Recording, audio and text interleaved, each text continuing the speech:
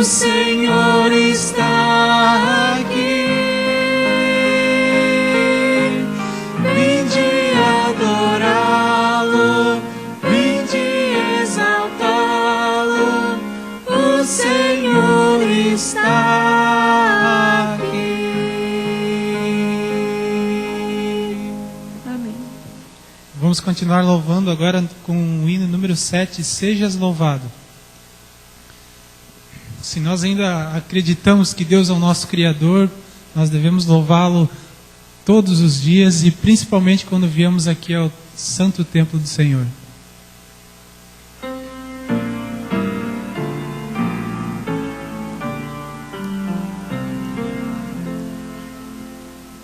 Sejas louvado, Rei Criador da natureza.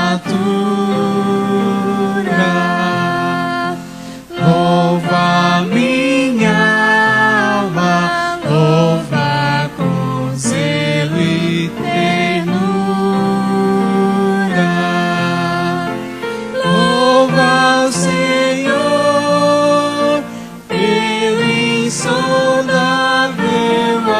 amor, cálido amor que perdura.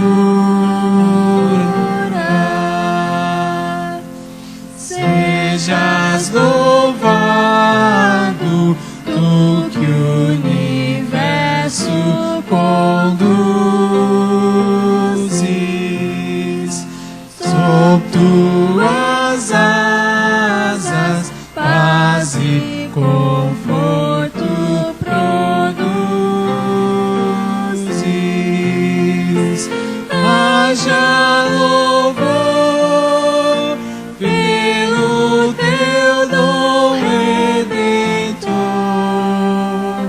Príncipe eterno das luzes. Sejas louvado pelo cuidado fraterno, sobre a verdade ergues teu reino supremo. Teu louvor seja somente Senhor, por teu amor sempre eterno.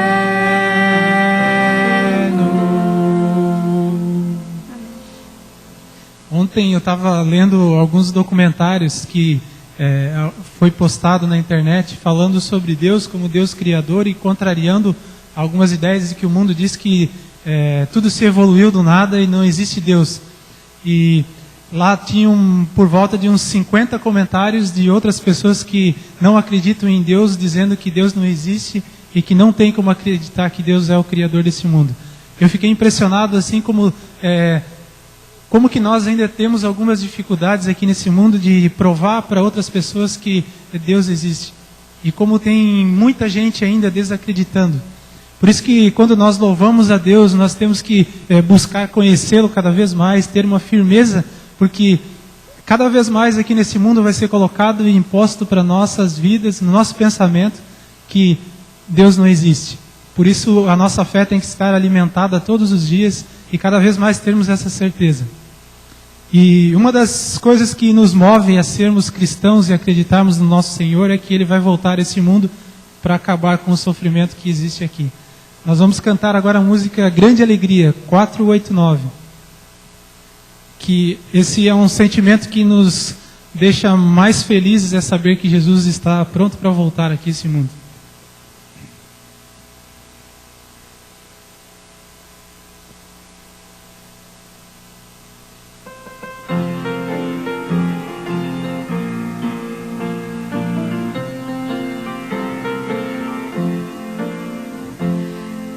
De alegria inundou meu coração ao descobrir que Cristo logo vai voltar. grande alegria explodiu a emoção, pelo que Cristo fez e faz pra me salvar. Olhando ao redor eu vejo a dor, pessoas sofrendo sem amor, comendo miséria para não morrer, tentando na vida não sofrer. Olhando ao redor eu vejo fé, no mundo que quer mudar até, mas esta mudança nunca vai chegar, senão quando Cristo retornar. Grande alegria inundou meu coração, ao descobrir que Cristo logo vai voltar. Grande alegria explodiu a emoção, pelo que Cristo fez e faz pra me salvar. Olhando ao redor eu vejo o fim de tudo que tem valor pra mim. Os sonhos da vida todos pelo chão, o mundo é só desolação.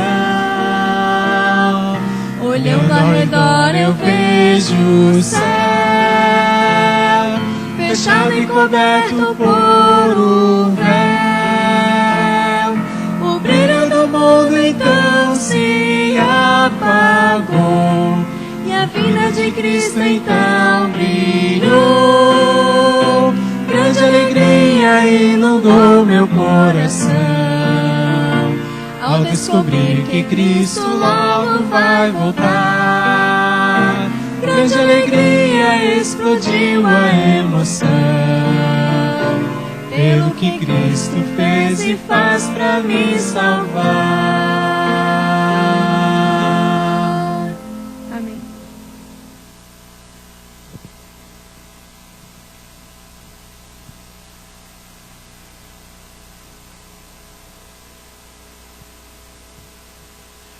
(480) em tuas mãos.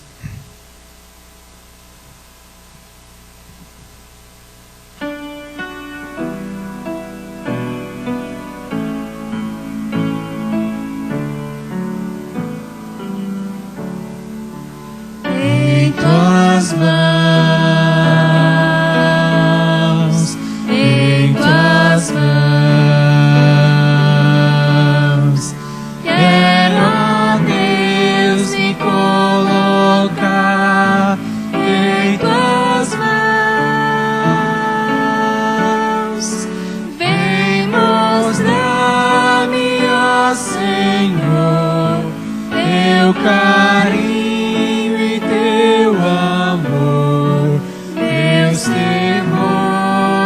vou depor em tuas mãos, em tuas mãos,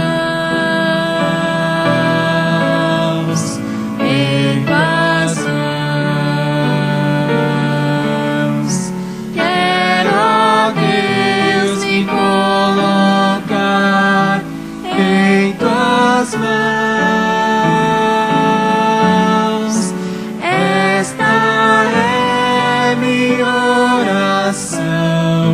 Ter a vida em tuas mãos.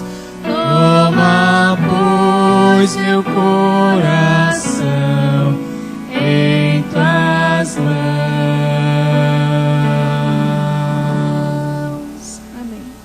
Agora, para que os membros da plataforma possam entrar, cantaremos a música Vamos Adorar.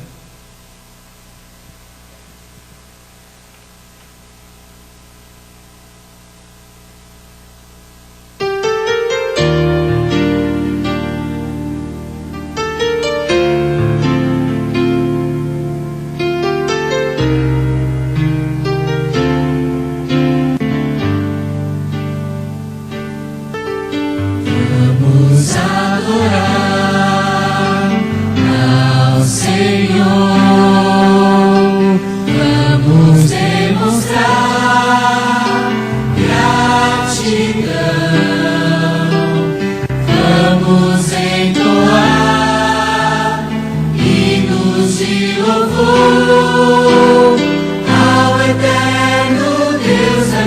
criação,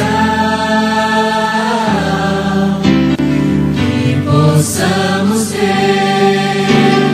nosso ser pronto para ouvir sua voz, que Jesus nos dê muito mais poder, que outros vejam que Ele vive em nós, ao Senhor. Vamos adorar seu amor, vamos exaltar ao nosso grande Deus, o Rei do universo. Vamos adorar.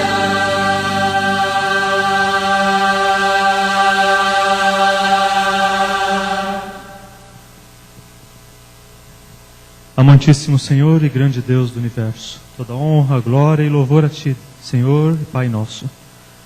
Nesta manhã queremos render-te louvor, Senhor, porque Tu és um grande Deus de amor, que também fez grandes coisas na vida de cada um de nós. Invocamos Tua presença agora, Pai, que Teu Espírito fale o nosso coração e a nossa mente, em nome de Jesus. Amém, Senhor.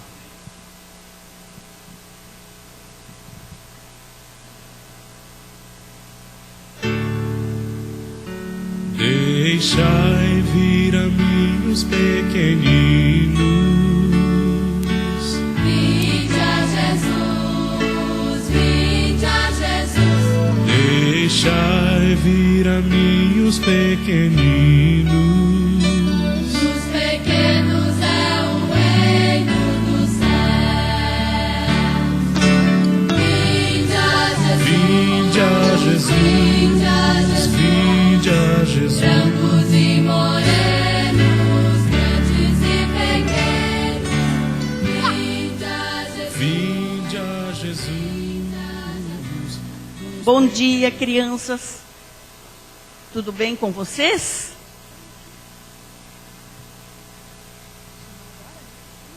Pastor Quarupi, vem aqui ouvir a história com nós.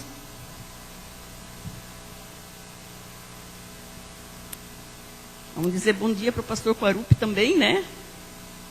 Nós sabemos que o pastor Quarupi também gosta de ouvir e contar histórias, né? E a história de hoje fala sobre um grande líder. Na Bíblia nós temos a história muito linda de um grande líder. Eu quero ver se vocês lembram o nome dele. De quem será que eu vou falar? Isso, o Moisés. Moisés foi colocado lá no cestinho, no rio, foi achado pela filha do rei, né? Foi criado pela mamãe até certa idade, depois lá no palácio. Mas um dia ele foi embora. Foi morar onde? Lá no deserto. Cuidar de quem? Das ovelhinhas. Ah, como Moisés sabia fazer isso, cuidar das ovelhinhas. Elas eram tão fofinhas. Mas sabe, precisava de paciência para cuidar das ovelhinhas. E Moisés foi adquirindo paciência, cuidado, amor, bondade. Tudo que um líder precisa. Tudo que uma pessoa que dirige precisa. E Moisés foi adquirindo devagarzinho. Mas sabe, um dia, ele estava perto do Monte Sinai, quando ele viu uma coisa acontecer. Ele ficou invocado. O que está acontecendo? Uma árvorezinha pegando fogo e não se queima. Ah, eu vou lá pertinho para ver. Ele pensou, vou lá pertinho. Mas quando ele estava bem pertinho, ele ouviu uma voz. Qual foi a voz, pastor? Moisés, tira as sandálias dos teus pés, porque no lugar que tu estás é terra santa. Quem estava falando com Moisés? Deus. E Moisés reconheceu que era Deus. Moisés parou, obedeceu, tirou as sandálias, cobriu o rosto e ficou prestando atenção que Deus queria falar com ele. Sabe o que Deus falou com ele? Moisés, eu não quero mais você cuidando aqui das ovelhinhas. Tem o meu povo lá na terra do Egito que está sofrendo. e eu quero que você vai lá tirar o meu povo de lá. Não, eu não tenho poder para isso. Mas eu tenho, Deus disse. Eu vou cuidar de ti. Eu vou te proteger. Mas Deus viu que Moisés ainda estava com medo. Ele ainda estava um pouco temeroso do que ele ia fazer. Era muita gente que Moisés ia ter que liderar. E Moisés ficou paradinho. Será que eu posso ir? Será que eu posso fazer? Pode, Deus disse. Olha, Moisés, você só tem que levar uma vara. Você vai levar um cajado. A tua vida todinha, quando você estiver dirigindo o povo, você vai usar um cajado, uma vara. Assim como ele usava para as ovelhinhas, agora ele ia usar para dirigir o povo de Deus. Mas como uma vara? E Deus disse, eu vou pedir que você leve junto para você dirigir o meu povo. Eu vou te dar o poder. E você vai usar muitas vezes essa vara, eu manifestando o meu poder e o meu amor para contigo. Jogue a vara no chão, Moisés. E Moisés jogou a vara no chão. O que aconteceu? Aquela vara se transformou numa cobra. E Moisés fugia da cobra. Ele conhecia as cobras, ele ficava ali no deserto, muitas vezes ele conhecia. E Deus disse, Moisés, pega agora outra vez a cobra, mas pega pela cauda. E ele pegou, e a cobra se transformou outra vez naquela vara que Moisés ia usar durante os anos no deserto, cuidando do povo de Deus. Crianças, o pastor Quarupi também foi um dia chamado por Deus para dirigir o povo de Deus, assim como Moisés. Sei que tem outros pastores que estão aqui também na igreja, também foram chamados, e no mundo todo, homens que Deus conhece o coração, foram chamados para liderar o povo dele nas igrejas. E nós temos que fazer a nossa parte também quando Deus nos chamar. Deus vai chamar cada um de vocês na hora certa para trabalhar por Ele. Como chamou essa igreja também, muitos líderes, muitos obreiros. E nós vamos orar pela liderança da igreja, especialmente pelo pastor Quarupi, que está aqui dirigindo a igreja central de Joinville. Vamos orar? Querido Deus, entregamos em Tuas mãos os pastores do mundo inteiro. E neste momento também o pastor Quarupi, que dirige a igreja de Joinville. Que nós possamos ajudá-lo, que nós possamos também orar por ele, porque ele passa pelas mesmas dificuldades que nós passamos. E que o Teu amor seja grandioso para com toda a Tua igreja. Por Jesus. Amém. Vamos esperar um pouquinho, nós não vamos sentar ainda. Que tem uma lembrancinha para dar aqui para o pastor Quarupi. Lembrancinha das crianças, do Ministério da Criança. E o irmão Zenato também quer entregar. A Igreja Central de Joinville também quer, através de seus membros, da sua liderança, ofertar ao nosso querido pastor Quarupi uma lembrança, para que quando ele utilizar este objeto, ele eleve o seu rosto aos céus e agradeça a Deus pelo ministério dele e para o propósito que Deus o chamou. Portanto, pastor Quarupi, é coisa pouca, né? Sabe que nós vemos nas coisas pequenas coisas muito grandes. Nós vemos assim nas pessoas baixas homens grandes, que Deus resgata lá das trevas, às vezes, para o seu bom propósito. Então, aceita de coração, em nome da igreja, esta pequena lembrança para comemorarmos e nós reconhecermos o trabalho que Tu estás fazendo na nossa querida igreja. Nós queremos também chamar pastores, pastor Francis. Temos mais outros pastores aqui no nosso meio? Mesmo jubilado, pastor já que não está na obra, mas está ainda continuando o trabalho de Deus nessa terra, que também é pastor. Pastor Palma, pastor Busman não se encontram no nosso meio.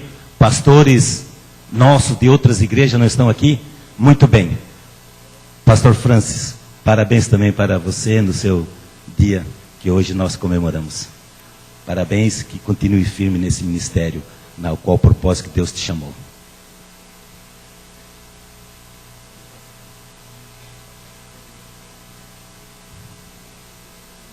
Que Deus abençoe vocês nesse ministério. Continuamos firmes nesse propósito de terminar essa obra que Deus os chamou para este fim. Que Deus os abençoe.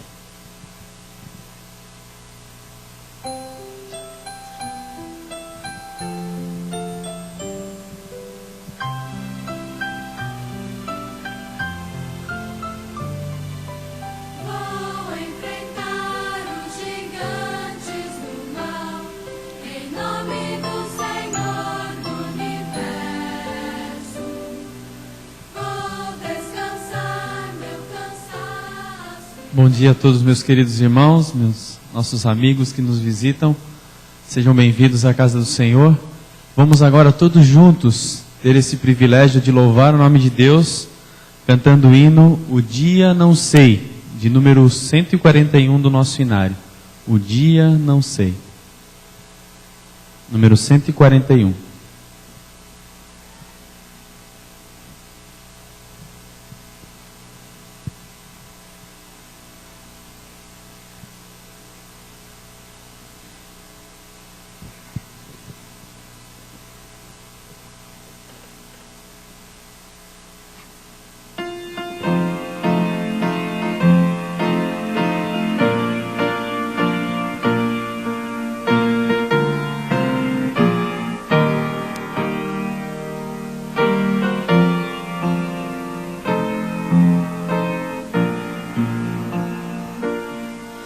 O dia não sei do regresso do esposo, porém os sinais vêm encher-me de gozo, pois presto virá esse evento glorioso, mas o dia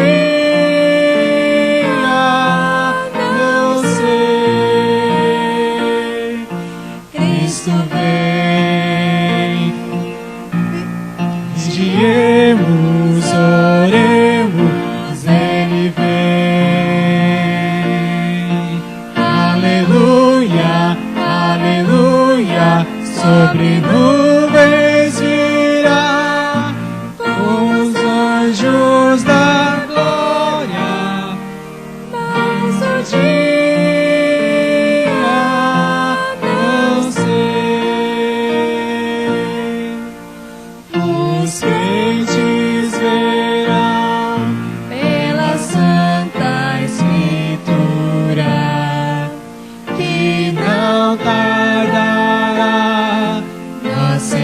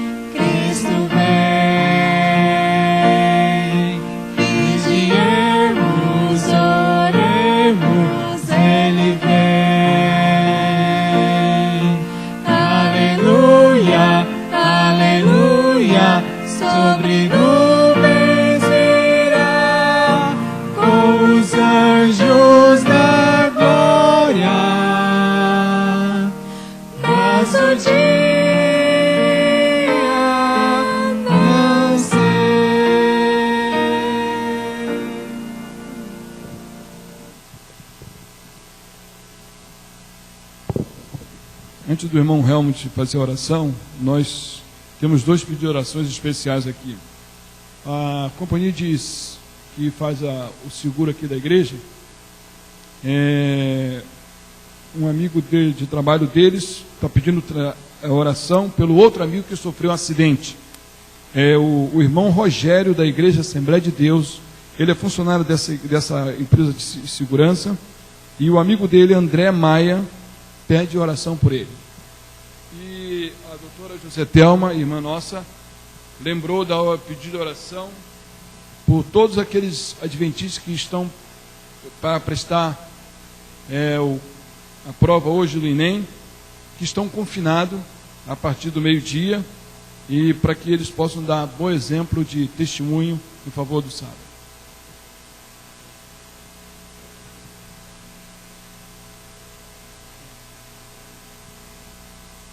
Rogério, da Assembleia de Deus, e o Luciano.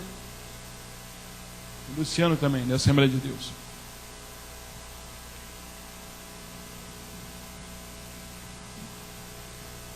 Vamos orar pelas ofertas agora, irmãos. Vamos. Santo e eterno Deus que nos céus habita, louvado seja o teu nome. Humildemente, Senhor, estamos aqui, em tua presença, na tua casa, neste santo dia de sábado, te agradecendo imensamente por este momento maravilhoso que é poder te louvar e engrandecer o teu nome neste sábado, Senhor, em liberdade. Neste momento, querido Deus, serão recolhidos os dízimos e as ofertas. Abençoa, querido Deus, a teus filhos que aqui estão, que trazem de coração essas ofertas e parte daquilo que tu tem nos dado. Tu possa abençoar cada um. No nome de Jesus, Senhor, te pedimos e agradecemos. Amém.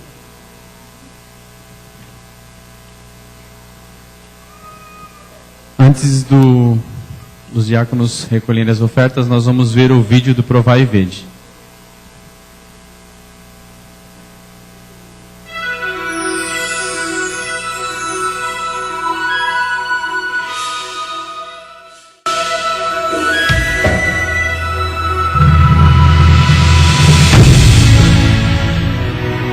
Provai e vede. História de hoje. Curado por Deus.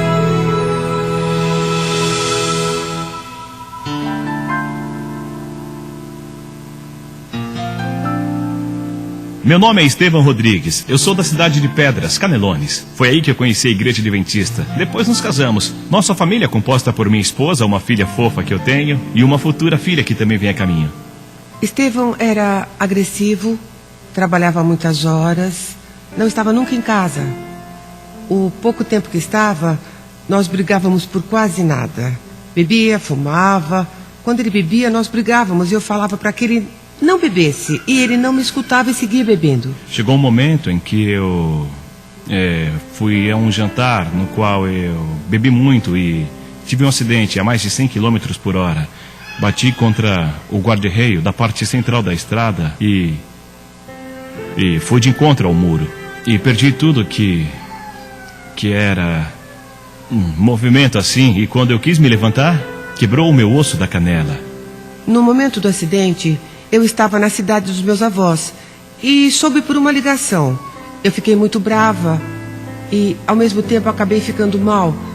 Me colocaram uma chapa parafusada de titânio, na qual tenho 26 parafusos que atravessam de lado a lado a minha perna. Tinha muitos amigos no que vinha ser do mundo. Nenhum me visitou. Em troca disso, a igreja, desde o primeiro momento que souberam que tive acidente, orou continuamente. As irmãs da igreja começaram a me trazer literatura cristã e eu fui lendo, estudando e, por sua vez, estudando a Bíblia. E um irmão, um ancião, veio à minha casa, me ofereceu o seminário de enriquecimento espiritual, o qual eu tomei a decisão de fazê-lo. E tenho tido a bênção de me encontrar com Deus num culto pessoal diário, que tem sido uma bênção para mim. Graças a Deus, sempre deu tudo certo. Deus sempre colocou a sua mão. E quando me fizeram a radiografia, o médico não podia acreditar que, na minha idade, eu tenho 34 anos, o osso se regenerava como se fosse de um menino. Para mim, o que era humanamente, o que eu pensava, o que eu acreditava, era totalmente difícil. Faz 2 anos do acidente. E se falo que algum dia me faltou para me alimentar ou alimentar a minha família, estaria mentindo, porque Deus sempre soube prover as necessidades que nós íamos tendo, e o que fazíamos era entregar a nossa vida a Ele, e Ele foi suprindo as nossas necessidades. Se no futuro tiver outro problema a mais, bom, nós confiaremos em Deus e que Deus faça o que Ele tem que fazer. Depois que senti o chamado de Deus, minha vida espiritual mudou muito, sendo fiel a Ele em todos os aspectos. Ele vai atuar da melhor maneira na vida de cada pessoa. E que no final possamos ir para o céu. Adoremos agora ao Senhor com os dízimos e as ofertas, demonstrando o nosso reconhecimento e gratidão.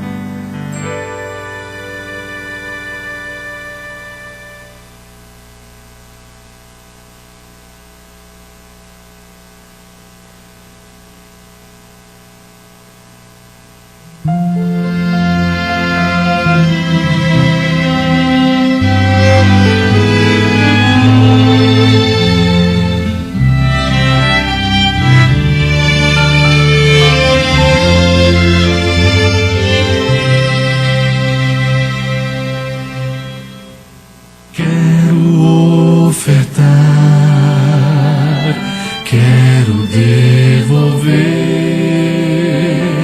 quero entregar tudo, enfim, de coração.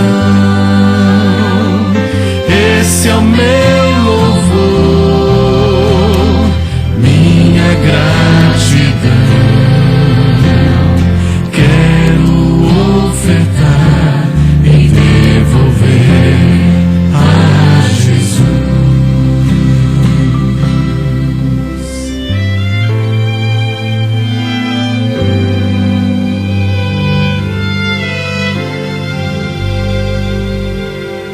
Bênçãos sem medida, bênçãos de amor.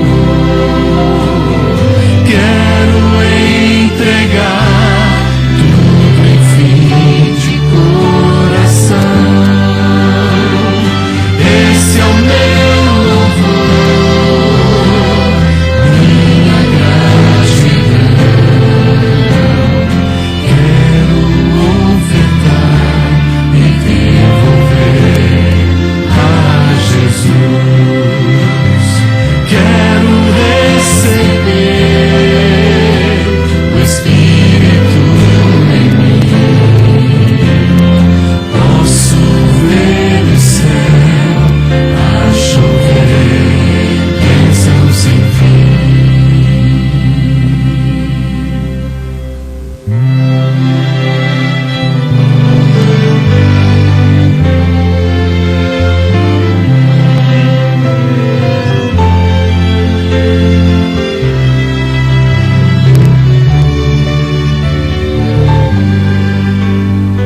Quero receber o Espírito em mim. Posso ver o céu a chover, bênção sem fim. Posso ver o céu a chover, bênção sem fim. Posso ver o céu a chover, bênção sem fim. Convidamos o Quarteto Sigma, que trazerá o louvor ao nosso bom Deus neste momento.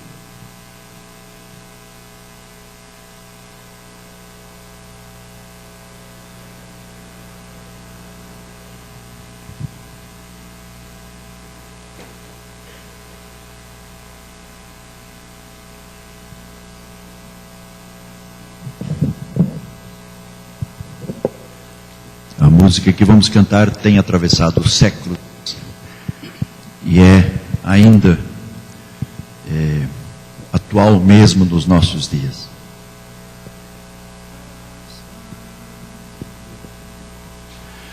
Santo Santo, Santo, Santo é o Senhor. Santo, Santo, Santo, sumo benfeitor,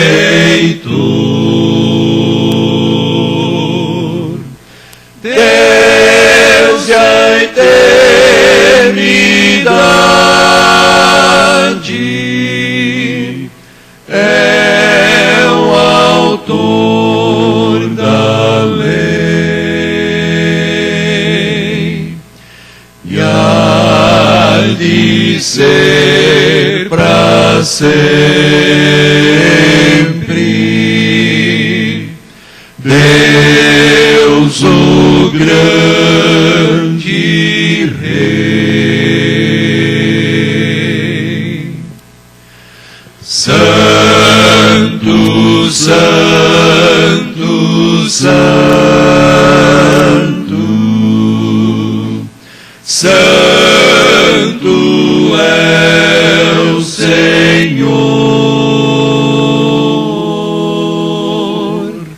Santo, Santo, Santo,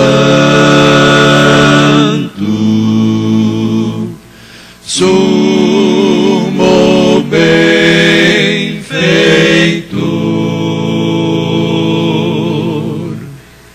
teu Senhor é o reino, teu é o poder, tua é a glória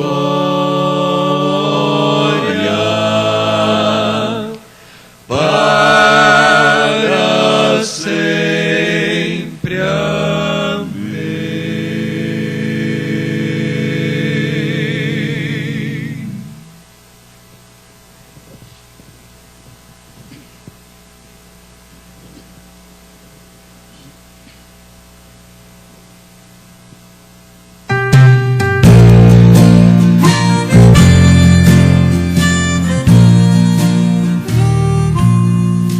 Nas lembranças da infância me vejo a viajar para longe, distante do lar. Quando chega a noite, quero em casa estar. Papai me diz, filho, vamos voltar. Vou ao lar, sim, eu vou ao lar.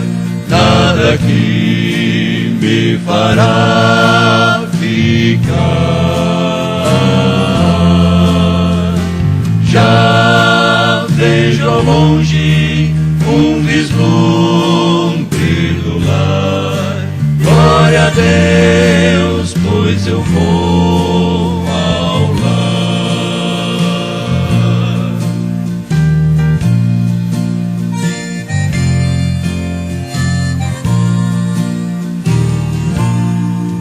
Do meu lar, lá no céu, bem distante eu estou.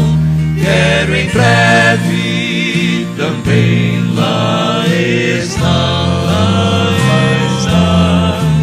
Eu já sei o caminho, Jesus me mostrou. Que alegria logo vou chegar.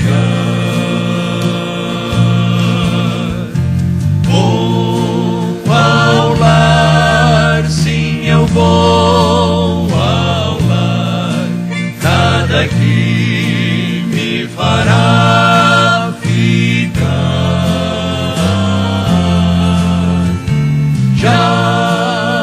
vejo ao longe o vislumbre do lar.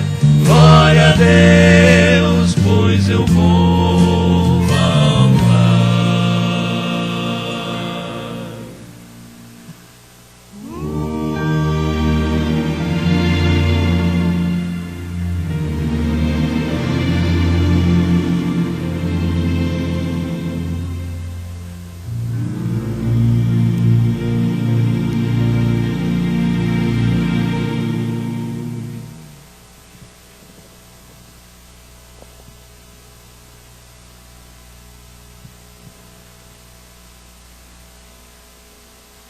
Convidamos a todos a se colocarem ajoelhados para nós termos agora a palavra de oração.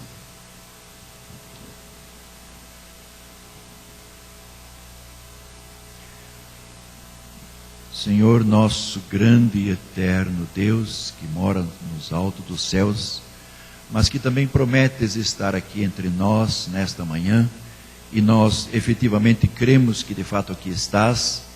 Sim, Senhor, a Ti nós elevamos a nossa prece neste momento para Te agradecer as grandes bênçãos que nos tens ofertado até aqui. Tu nos tens abençoado durante essa semana, Tu nos tens trazido aqui para este culto, onde podemos rever amigos e irmãos e ouvir a Tua palavra, cantar hinos de louvor a Ti. Enfim, tudo isso, Senhor, é motivo de louvor e de gratidão que parte do nosso coração agradecido. Senhor, é verdade que há também dificuldades, conforme o irmão João anunciou. Há algumas pessoas que necessitam da Tua intervenção. Casos de doença, outros problemas, Senhor, nós não nos lembramos dos nomes que o irmão João apresentou, mas Tu os conheces, e a Ti pedimos, Senhor, que olhes do alto dos céus para cada uma dessas necessidades que a Ti foram apresentadas. Senhor, nós também nos voltamos a Ti mais uma vez pedindo pela pequena Letícia. Olha por ela, faze por ela segundo a Tua vontade aquilo que for melhor, Senhor. Mas principalmente, Senhor, ajuda-nos a mantermos a nossa fé viva, fortalecida, através de Cristo Jesus. Entregamos nossa vida em Tuas mãos para este culto. Pedimos que abençoes o pastor Francis ao expor a Tua palavra, que ele o faça não de si, mas iluminado pelo Teu Santo Espírito, e que as palavras dele venham trazer força e ânimo a todos nós. Obrigado pelas bênçãos, nós nos entregamos em Tuas mãos. Em nome de Jesus. Amém.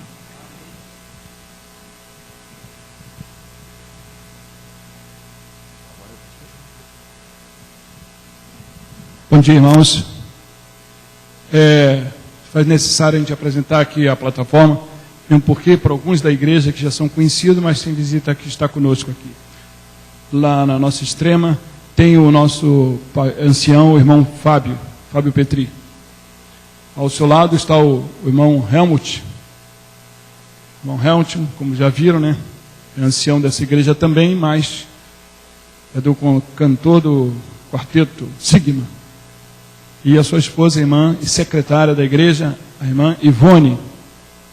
Ao meu lado aqui temos a minha esposa, Sandra, e já trabalha nos departamentos infantis e ajuda nos trabalhos missionários também que o esposo dela faz, esse que vos fala.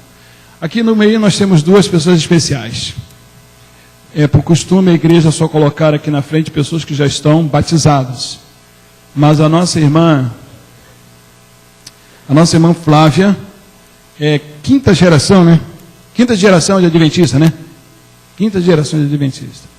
E eu fico muito feliz porque hoje nós temos uma programação, podemos assim dizer, hoje é um sábado grande, tá? É um sábado grande. É um sábado festivo. Nós estamos encerrando a classe do Apocalipse da Central, as duas classes, e à tarde você não pode faltar. Às 16 horas teremos o início da programação do programa que vai fazer a formatura e também o batismo de alguns candidatos. Algumas pessoas que se dobraram diante de toda essa verdade, uma das quais é a nossa irmã Flávia. A Flávia fez questão de fazer o seminário do Apocalipse, tendo um avô que vai batizá-la que é pastor. E desde pequenininha ela vem aprendendo, desde bebezinho já vem aprendendo com seus pais a verdade. Então, a igreja do sétimo dia não batiza criança, mesmo porque ela não é uma criança, é uma juvenil. E ela tomou essa decisão, fez o curso do Apocalipse e ainda fez questão de fazer um outro curso, que nós oferecemos e a própria mãe dela fez com ela e nós só corrigimos porque era 100%, você pegar a lição dela, 100%, tudo certinho, ok? Por isso que ela está aqui mesmo antes de ser batizada, porque ela já é uma candidata, uma adventista do sétimo dia desde o ventre da sua mãe, amém? Só vai formalizar o aspecto do batismo, tá bom, Flávio? Pode sentar, Flávio. E ao nosso meio aqui, no centro aqui, nós temos o nosso pastor Francis. Eu quero fazer uma menção especial, que eu estou muito feliz hoje, o Seminário Revelações do Apocalipse, o curso que vocês têm mantido, ajudado, orado, trazendo como nós pedimos para colocar no boletim. Você não pode faltar, eu quero essa igreja cheia, porque hoje à tarde vai ter grandes surpresas, coisas maravilhosas vai estar acontecendo aqui. O pastor Francis, nós exportamos primeiro ele. Primeiro exportamos. Mandamos ele para os Estados Unidos. Ele fez o Apocalipse comigo, com o pastor Márcio Nastrini, lá em Curitiba. Já estava formado numa faculdade, de que faculdade mesmo? Turismo. Turismo. E depois que fez o curso do Apocalipse com o pastor Márcio Nastrini, resolveu, chegou para os pais dele e falou: pai, vocês pagam a faculdade para mim porque eu quero ser pastor. Brincadeira. Uma família tradicional católica. E nós exportamos ele para os Estados Unidos da América, onde foi conhecer a sua querida esposa, que na segunda plataforma ela vai estar com ele aqui, a irmã Ana. E lá já está auxiliando a igreja de... Estamos auxiliando a igreja americana de Kissimmee, montando um grupo de língua portuguesa. Né? Isso, é um trabalho. Então, o Apocalipse exportou e agora importou, para poder exaltar o trabalho de Deus aqui também, através do Seminário do Apocalipse. Pastor Francis, fica à vontade. Detalhe, a sua mãe, a irmã Elisete, vai ser uma das que vai formar hoje. Né? Ela estará fazendo a formatura e ele veio especialmente para isso, participar da formatura dela, que ela fez o Seminário do Apocalipse, ok? Obrigado, irmão João. Irmão João que teve grande influência nesse processo de conhecer a verdade de Deus e poder hoje estar servindo de todo o coração. Essa igreja, na verdade, está cheia de amigos e colegas aqui. Eu estou olhando e vejo várias faces, né, bem conhecidas, de amigos queridos que eu guardo com carinho na memória, grandes momentos que passamos juntos. Essa igreja é especial para mim. Foi nesse tanque que eu desci as águas batismais 10 anos atrás. Não imaginava que estaria um dia pregando aqui, né? Quem diria? Eu lembro até um dia que eu participei de um JA e me convidaram, né? Olha, você pode fazer essa parte aqui? Eu falei, não, acho que não é meu dom isso aí. Eu fico aqui motivando o pessoal a fazer a saudação JA, isso aí já é suficiente para mim. E agora, né? É uma prova, na verdade, de que Deus, Ele capacita quem Ele escolhe, né? Capacita a sua igreja. Ele não escolhe os capacitados. Ele vai trabalhando no coração de cada um de nós, para a sua honra e glória. Pois bem, quero agradecer então à igreja pela oportunidade de estar aqui. Para mim é uma honra, um prazer, um privilégio até, poder estar aqui com vocês essa manhã compartilhando essa mensagem da Palavra de Deus. Quero convidá-los a abrir a Bíblia em Mateus, capítulo 24. Um grande sermão profético que o nosso mestre expôs ali. Já que estamos falando em profecia, né? Um dos meus professores de profecia bíblica no NASP foi o José Carlos Ramos.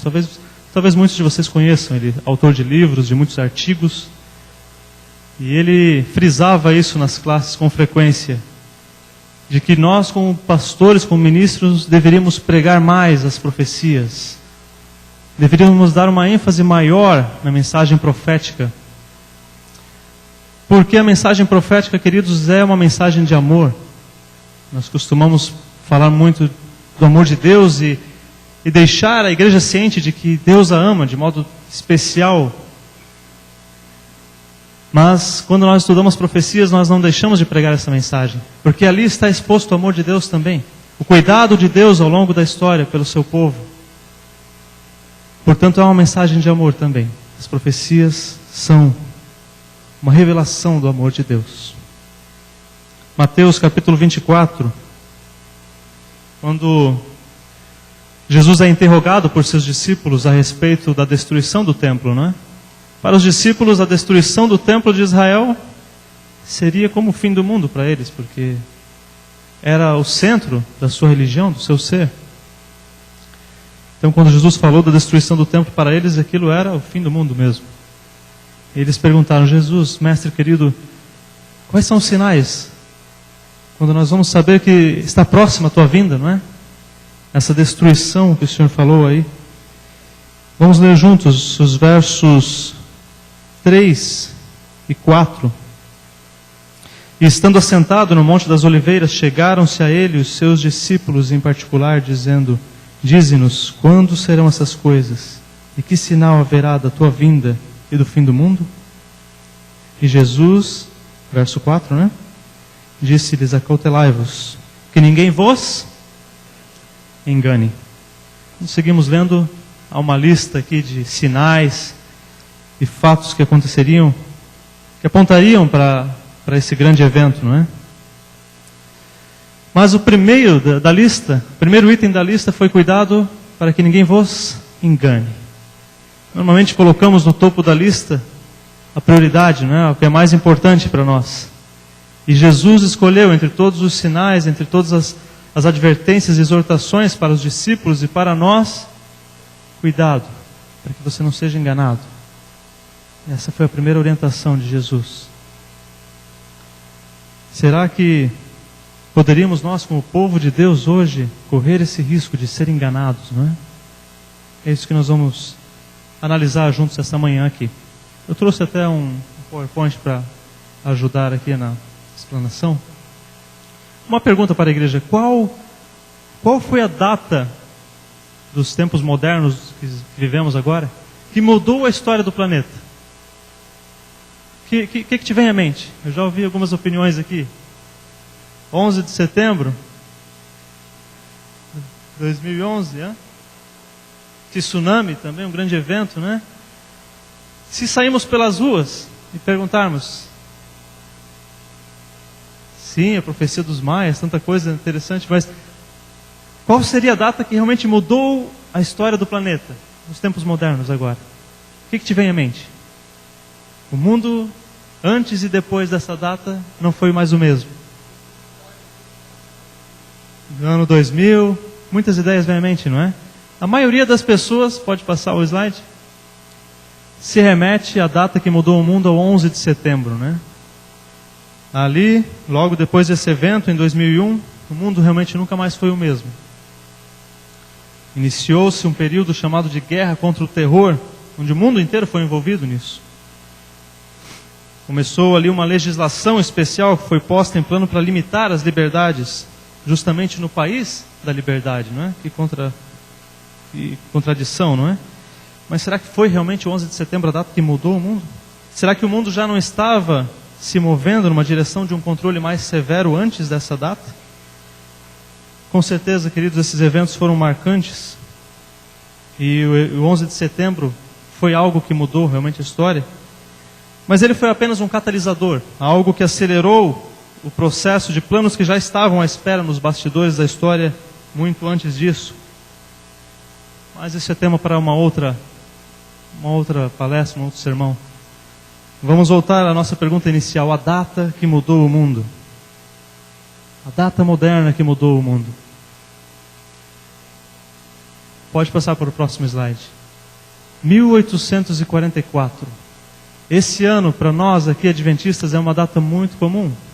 Todos sabemos o que aconteceu nesse ano de 1844. Mas se mais uma vez sairmos pelas ruas perguntando o que aconteceu em 1844, por que essa data é importante, o que as pessoas do mundo vão dizer? Não sabem, não é? Não saberiam dizer o que aconteceu. Não saberiam dizer o que aconteceu de importante ali. Por que essa data é especial? Se fizermos uma análise profunda nessa data de 1844, vamos perceber que diversos acontecimentos marcantes, movimentos que nasceram, movimentos que floresceram nesta época, todos eles foram destinados a mudar a história desse planeta para sempre. Nós, como adventistas, como foi dito, conhecemos bem 1844. Essa data é bem familiar para nós. Foi o ano em que um grupo de mileritas, engajou-se para esperar a volta de Jesus, o retorno de Cristo. Eu trouxe também como ilustração, pode passar, a capa do jornal da cidade de Boston, nos Estados Unidos, justamente nessa data, no 22 de outubro de 1844. Esse era o principal jornal daquela região ali. Então isso mostra que não foi um movimento pequeno, insignificante, era algo que mexeu com as estruturas do país realmente. Milhares de crentes de várias denominações se uniram para esperar o retorno de Jesus nessa data. Foi algo muito significante. E para ser a capa do jornal, então, numa das cidades principais do país, com certeza foi destaque em outras cidades também, mas ali estava Jesus, o fim do mundo em 1844, era a notícia do momento. Foi algo realmente tremendo. O movimento milerita foi extraordinário. E através dessas descobertas proféticas, pode avançar, Miller, esse pregador batista, reavivou a fé de milhares, trouxe esperança a multidões, pessoas de vários credos se uniram, alimentados por essa grande notícia que Jesus estava voltando em breve. Esses homens, mulheres, crianças, eles ansiavam ver seu Salvador, seus entes queridos que haviam falecido, estavam realmente entregues de corpo e alma a essa missão. Mas assim como o sol no horizonte baixava, o sol se punha e suas luzes ali se apagavam no entardecer, naquele dia de 22 de outubro de 1844, a esperança daqueles mileritas também começava a se apagar. A noite chegava, mas Jesus não tinha voltado ainda. E quando a noite passou e uma nova manhã começou, esses crentes que haviam se desfeito de tudo que possuíam, que haviam abandonado às vezes até famílias, por causa dessa fé, eles enfrentaram agora amargamente uma decepção muito grande. Ridicularizados, alguns deles voltaram as costas para Deus e outros voltaram a tentar reconstruir a vida normal agora. Alguns desistiram. Outros, um pequeno grupo disse, peraí, há algo especial nessa profecia. A matemática aqui se encaixa perfeitamente. Há algo que nós talvez não conseguimos interpretar corretamente. Vamos nos voltar a Deus. Vamos buscar de Deus o conhecimento e saber exatamente o que aconteceu aqui. E foi isso que fizeram. Um pequeno grupo se reuniu, pode passar. E eles entenderam o chamado de Miller. Por que Deus havia chamado Miller para aquela missão? Havia realmente um detalhe naquela profecia que faria toda a diferença na interpretação final. Pode avançar também. Eu espero, queridos, que esse quadro não seja estranho para vocês. Porque isso aqui é uma das colunas fundamentais da nossa fé como adventistas do sétimo dia. Então, se isso é estranho para você, atendam o apelo do irmão João, Venham nos cursos de Apocalipse e Daniel, isso é muito importante realmente, muito, muito importante. Parece confuso, talvez você tenha tentado já entender antes, mas é importante, insista. Às vezes, quando nós estamos ali com o propósito de aprender uma nova profissão, de estudar um novo curso na faculdade, a gente se esforça para aprender algo que não gosta, às vezes, não é? É importante, tem que fazer. E se Deus nos coloca essas profecias, por mais que você pense que é estranho e difícil, faça um esforço extra. É fundamental para a nossa fé compreendermos o papel profético que desempenhamos. E a base de tudo isso está ali, nessa profecia. Então a parte final da profecia de Daniel aponta para a data de 1844. Esse povo, pode passar, chegou à conclusão de que as profecias de Daniel apontavam para essa data como sendo um marco do julgamento de Deus, 1844. E há um ponto especial em Daniel, capítulo 8, verso 12 até o 14, pode seguir, onde Daniel, ao conversar com o anjo disse a Daniel: e deitou por terra a verdade? Até quando? Perguntou Daniel a ele. Até quando que esse poder deitaria a verdade de Deus, alteraria as verdades? E o anjo disse: até 2.300 tardes e manhãs. E não apenas a verdade estaria deitada até essa data, mas o santuário também seria purificado nessa data. Duas coisas. Uma coisa aconteceria na terra, outra nos céus. A verdade seria resgatada a partir de 1844. Ela estaria deitada somente nesse período aí, 2.300 tardes e manhãs. E também nesse exato momento o santuário seria purificado nos céus. Pode seguir. Então essa parte em especial chamou a atenção daquele grupo. Pode seguir. E em oração, Deus se manifestou ali. E como eles eram realmente sinceros e entregues à causa de Deus, Deus se revelou e confirmou essa interpretação profética. Pode seguir. Desde então, 5 grandes verdades cristãs, 5 colunas dessas verdades que precisariam ser resgatadas, foram ali juntadas, foram retiradas, das areias do tempo. Essas verdades que haviam sido deitadas por terra, agora estavam sendo resgatadas. A primeira delas, a verdade do santuário, incluindo o santuário celestial. Pode seguir. A segunda grande verdade da volta de Jesus, que havia sido também esquecido no mundo cristão. Miller foi usado por Deus ali para resgatar essa grande verdade, essa grande esperança que alimenta cada manhã a motivação do cristão. Pode seguir. Terceira verdade, a lei de Deus, em especial o sábado, 4º mandamento, também foi uma verdade resgatada ali. Pode seguir. A verdade sobre o estado dos mortos foi a 4ª verdade resgatada. Pode seguir. E por fim, o dom profético foi restituído na igreja também a partir de então. 5 pontos principais que tornam, pode seguir, esse movimento adventista uma igreja única. Não há outra igual. Glória a Deus por isso, não é? Resgatando, cumprindo a profecia de Daniel 8, 12 a 14. Resgatando as verdades de Deus que haviam sido deitadas por terra. 5 pontos, você pode repetir comigo quais são? Primeiro, santuário. A volta de Jesus. Terceiro, a lei de Deus e o sábado. 4º, o estado dos mortos. 5, o dom profético. Obrigado. Nunca se esqueça disso. É isso que torna o nosso povo diferente e especial. As verdades de Deus sendo resgatadas. Eis a nossa missão como adventistas. Desde então, daquele pequeno grupo, um grupo minoritário ali, contavam-se nos dedos. Esse movimento tornou-se um fenômeno mundial, queridos.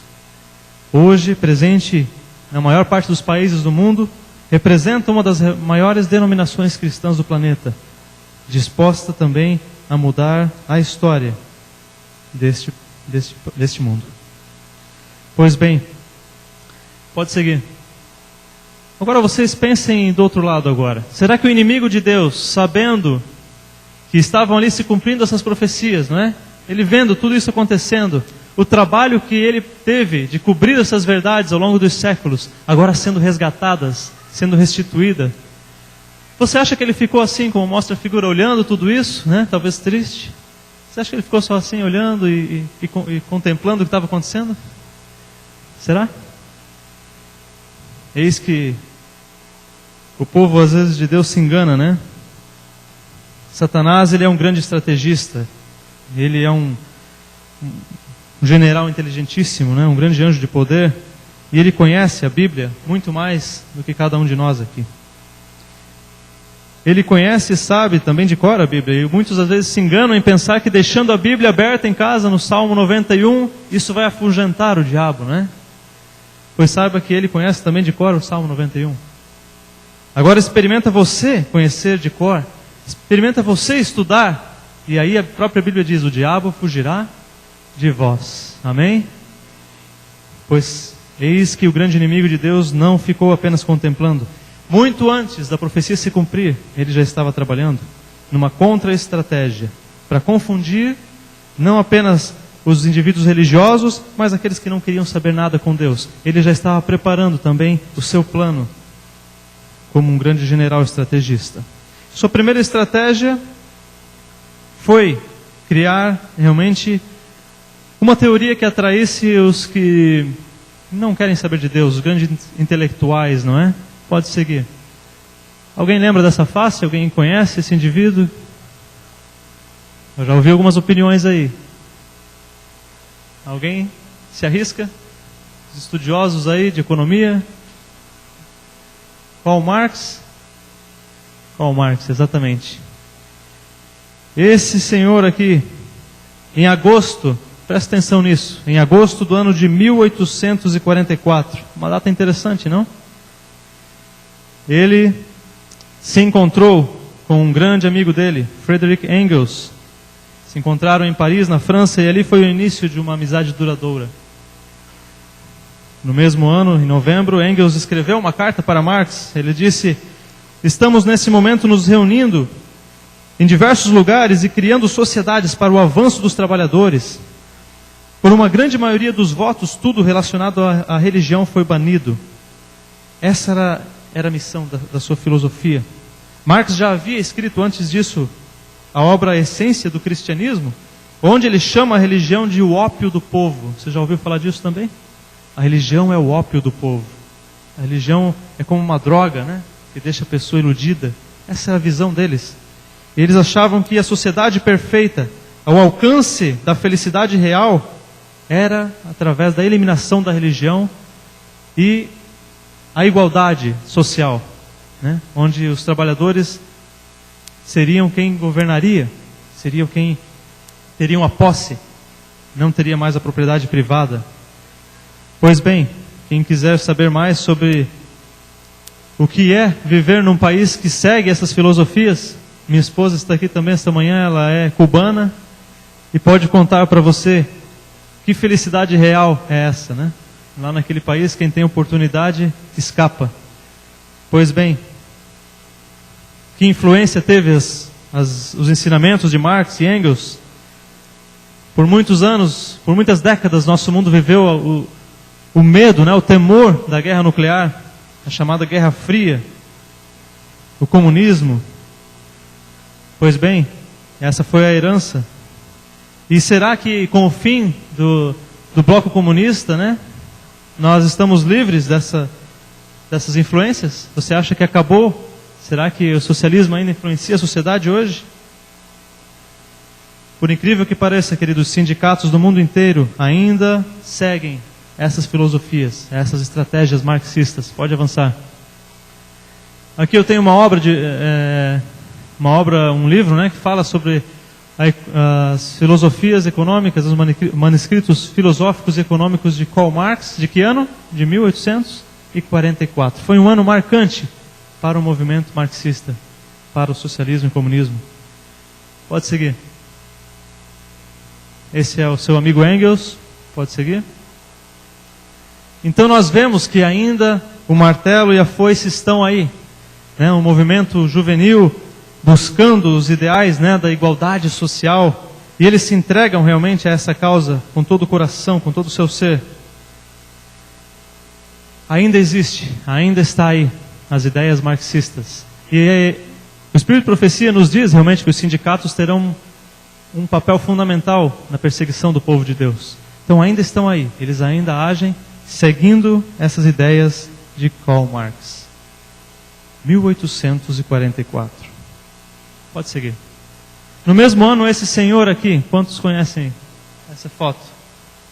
Darwin, exatamente, Charles Darwin.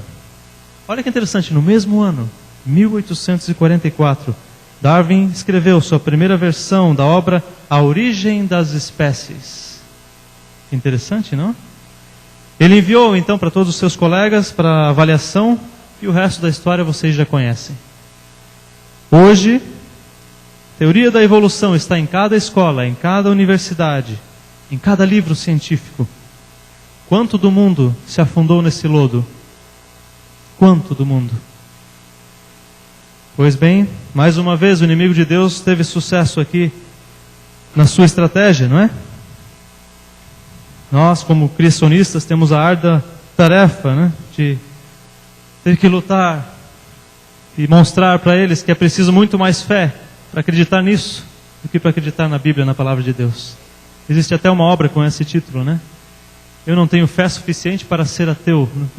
Talvez alguns já conheçam.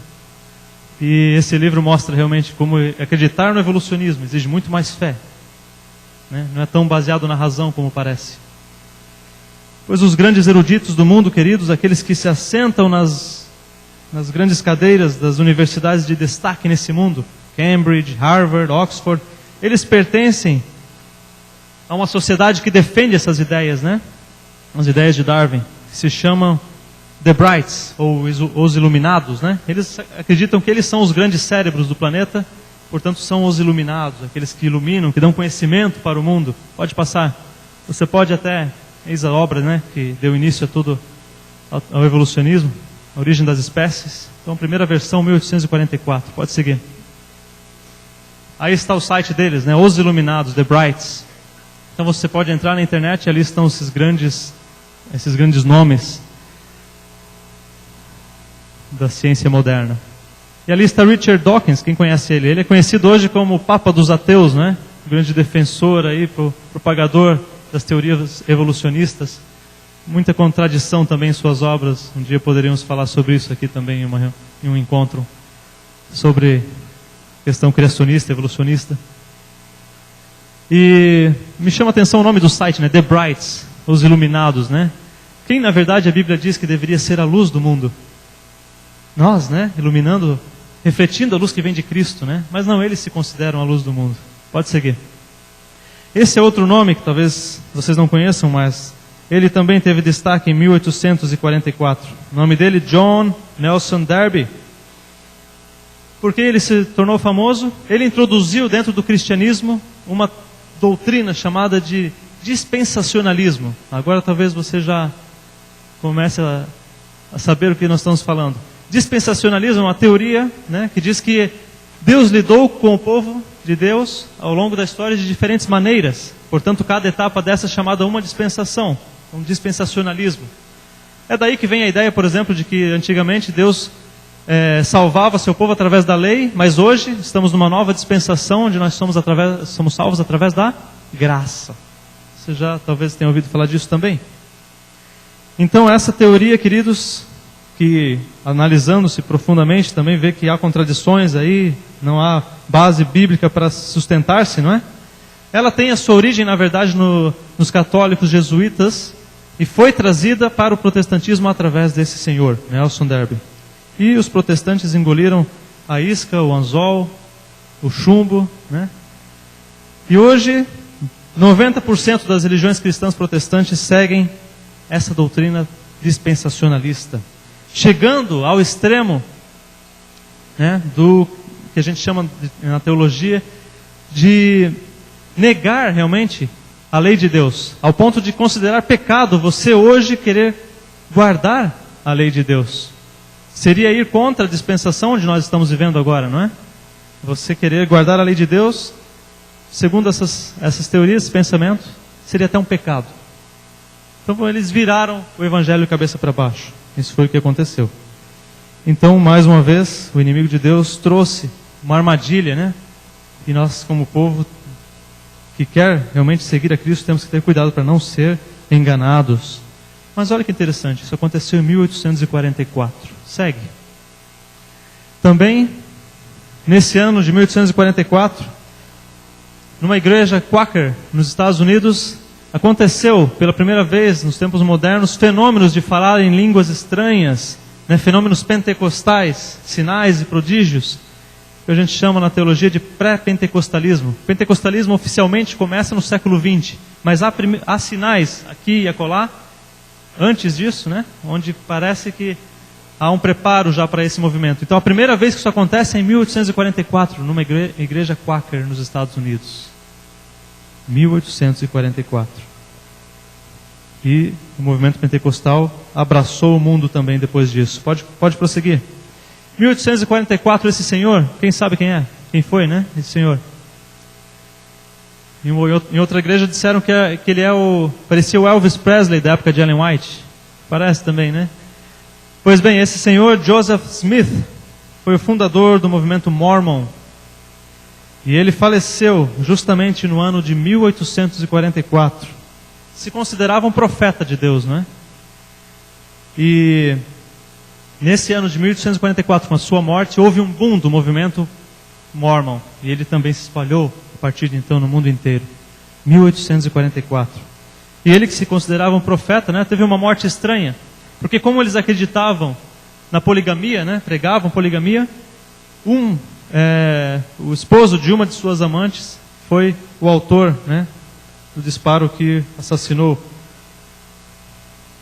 o profeta do mormonismo, né, Joseph Smith. Uma maneira estranha de um profeta morrer, não é? Pois então, esse foi mais uma das contrafações, dando uma alternativa, né, às ideologias cristãs, sabendo o inimigo de Deus que nesse exato momento da história um novo profeta surgiria, não é? Reafirmando as verdades de Deus, resgatando e chamando ao arrependimento, não é? Como é prática ao longo da Bíblia, ao longo da história do povo de Deus. Então ele buscou nesse exato momento levantar também profetas falsos para confundir. Pode seguir. E hoje nós temos então esse movimento mundial com igrejas belíssimas, né? O movimento Mormon. Mas a sua teologia, apesar da beleza das suas igrejas, não tem sustentação bíblica. Pode seguir. Esse senhor aqui, já estamos caminhando para o final da nossa mensagem, George Storrs, ele foi um dos mileritas, né, do ano de 1844, passou pela grande decepção, e ele passou depois dessa época a pregar novas datas para o retorno de Cristo, contrariando as orientações do próprio Miller. E juntamente com outros pregadores, Jonas Wendell e Joseph Sayce, ele influenciou a vida de um outro jovem crente. Pode seguir. Esse senhor, aqui na foto já não era tão jovem. Quem conhece? Alguém lembra dessa figura?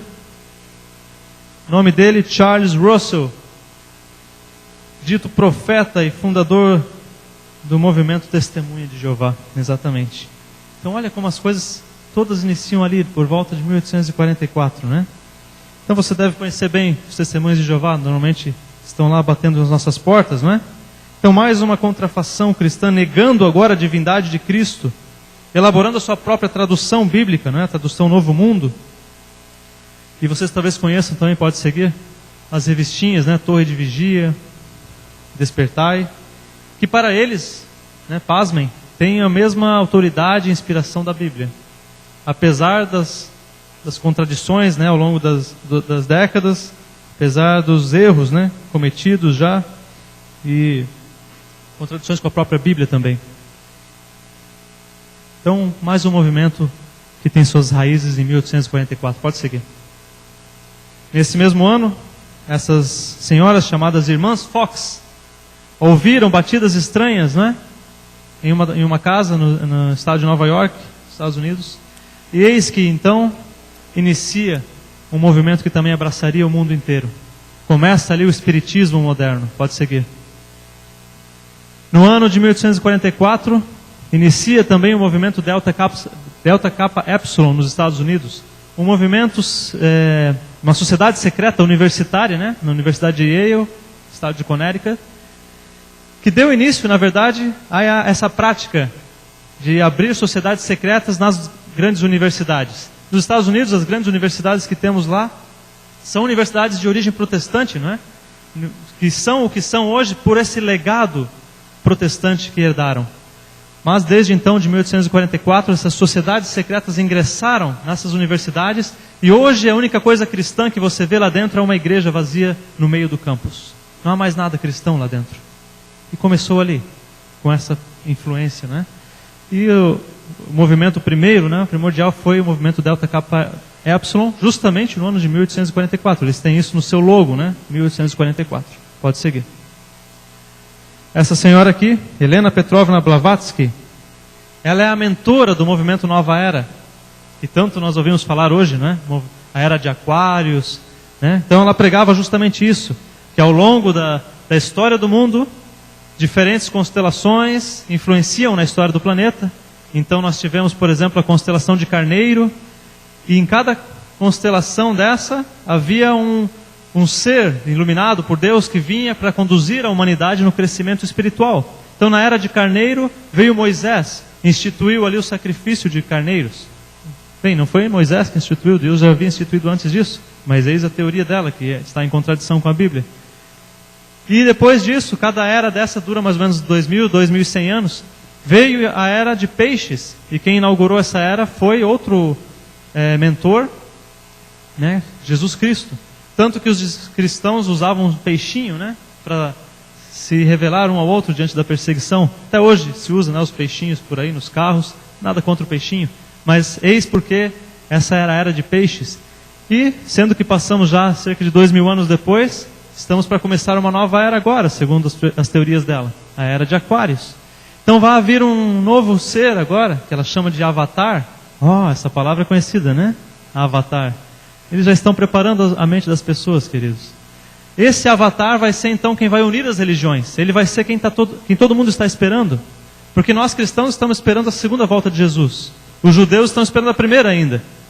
Os maometanos estão esperando o novo profeta deles. Alá foi o primeiro, né?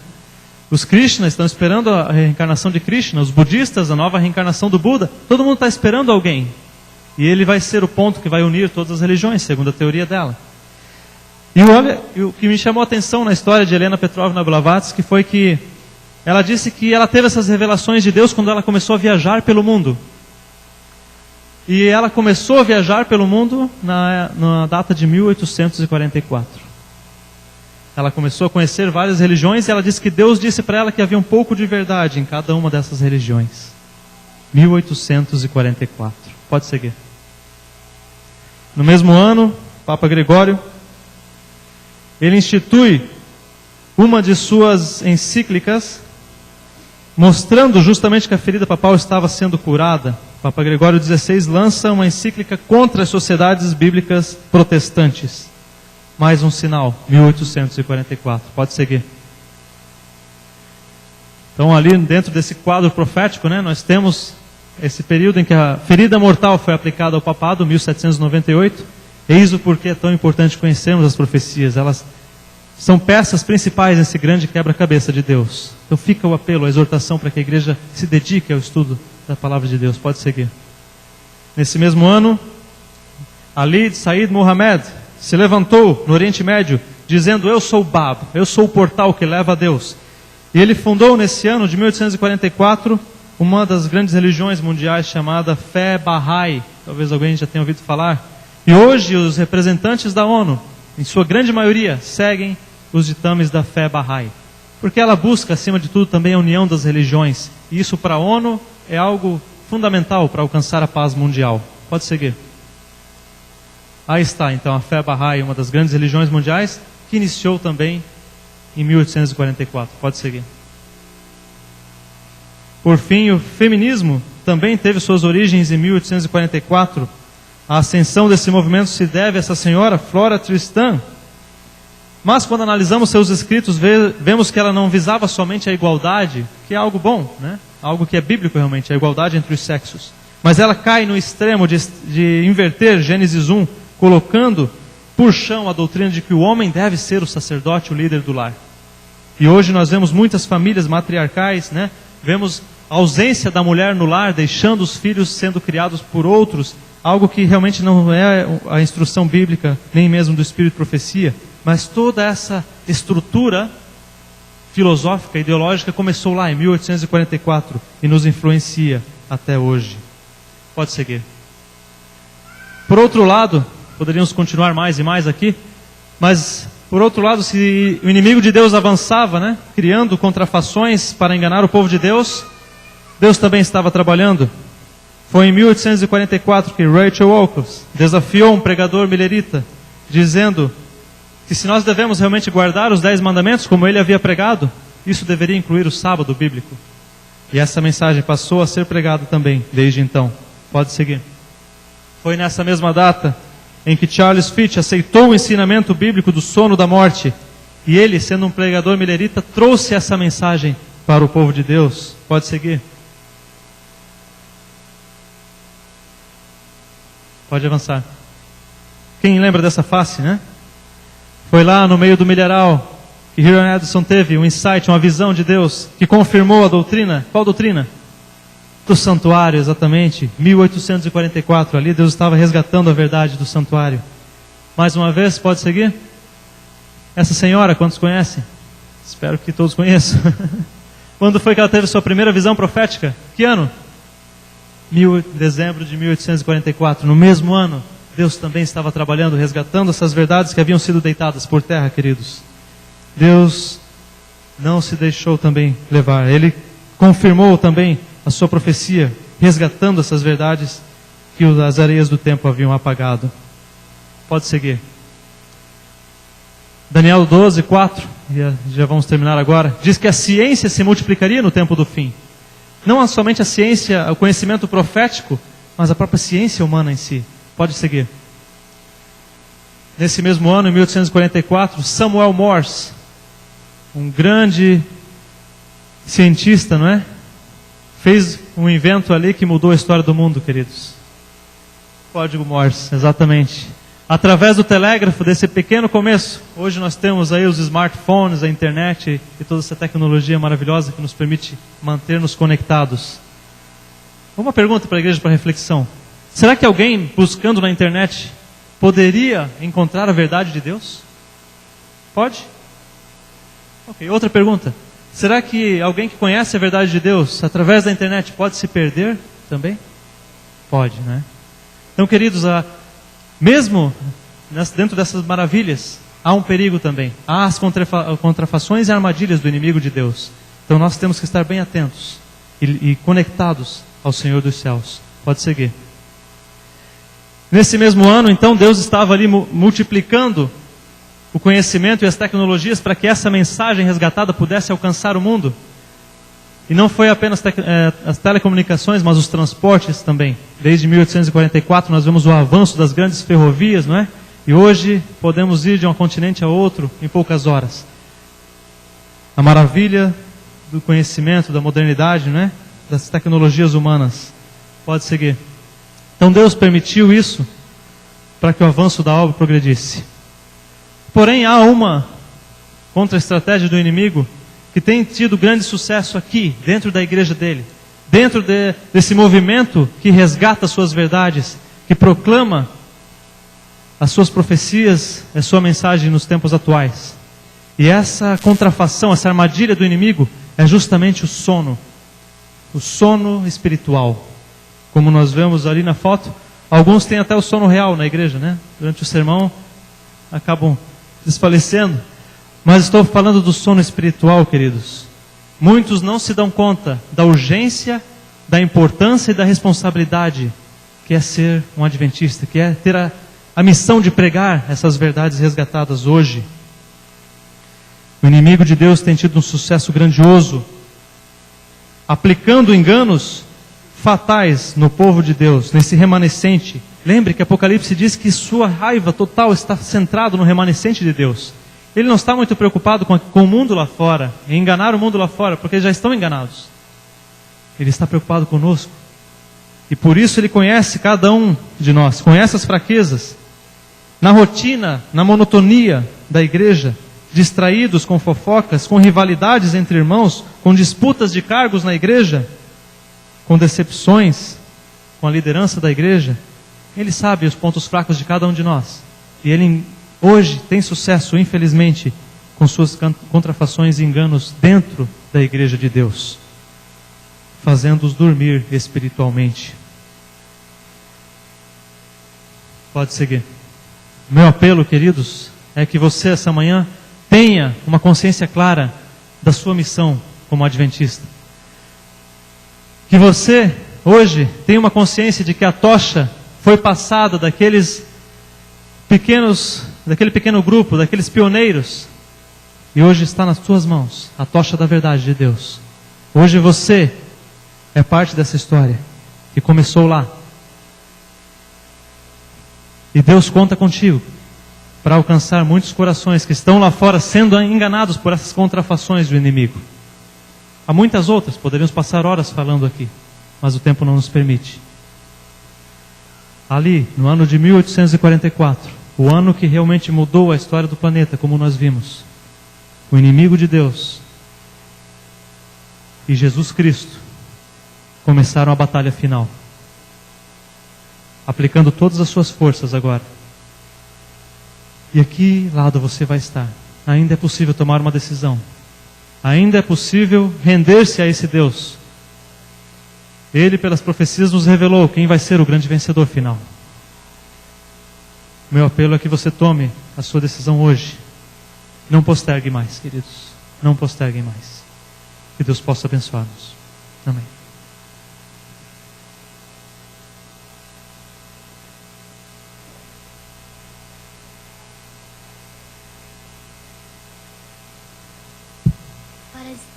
Para encerrar, cantaremos o hino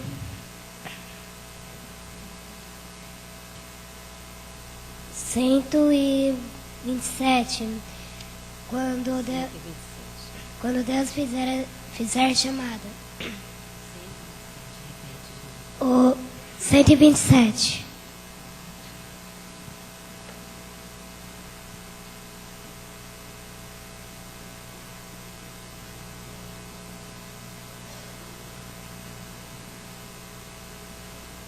Hino 127.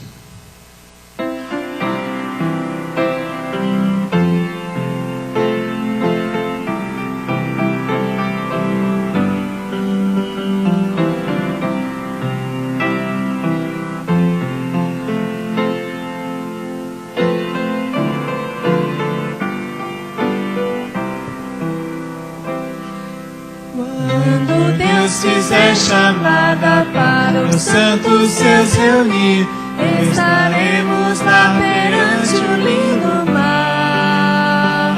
Quando Cristo aqui descer, para a glória os conduzir, que feliz reunião teremos lá no lar. Que prazer, que glória, quando Cristo enfim os salvos seus buscar. Que louvor, vitória, que feliz reunião teremos lá no lar. Quando o anjo do Senhor disser que tempo não há mais e a feliz eternidade começar, e passados para sempre nesta vida os tristes ais, que feliz reunião teremos lá no lar. Que prazer, que glória, quando Cristo enfim os salvos seus buscar. Que louvor, vitória, que feliz reunião teremos lá no lar. Quando as harpas ressoarem pela abóboda sem fim, anunciando então o ano jubilar. Quando o hino de vitória nós cantarmos em festim, que feliz reunião teremos lá no lar. Que prazer, que glória, quando Cristo enfim os salvos seus buscar. Que louvor, vitória,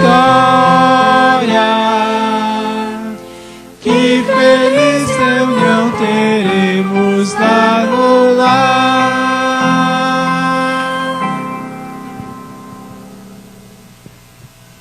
Pai nosso que habita nos altos céus, desperta-nos, ó Deus, do sono espiritual. Eis a nossa oração, Pai Santo. Que venhamos a estar todos de pé diante desse grande mar de vidro naquele dia, Pai Santo. Desperta-nos e ajuda-nos a compreender a importância e a urgência da mensagem, Pai. E capacita-nos para cumprirmos de acordo com a Tua vontade. Esteja conosco na revisão da Escola Sabatina agora e no segundo culto, Pai. É a nossa oração em nome de Jesus. Amém. Santo Deus. Pedimos gentilmente que as pessoas se assentem. Nós queremos apresentar os nomes que foram escolhidos pela comissão organizadora para participarem da comissão de nomeações. Queremos informar que essa comissão já estará se reunindo amanhã às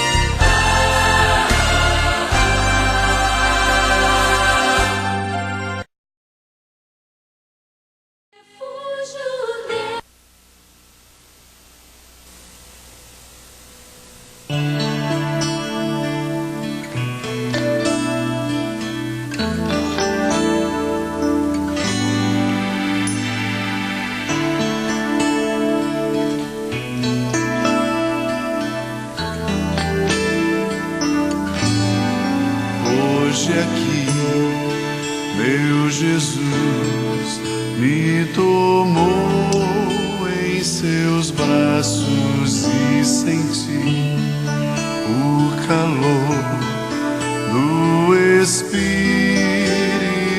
Santo. Vou em paz, pois o meu Deus ao meu lado vai ficar, e em breve sua face eu verei lá no céu.